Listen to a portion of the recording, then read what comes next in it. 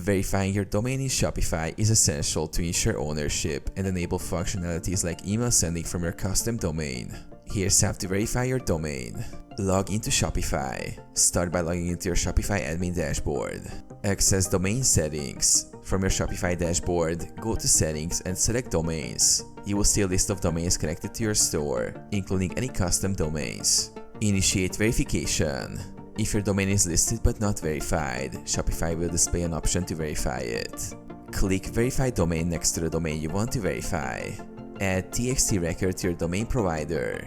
Shopify will provide you with a unique TXT verification record.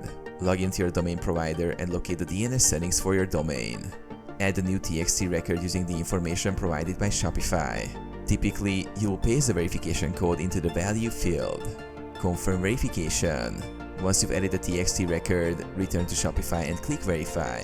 Verification may take a few minutes to several hours, depending on your provider.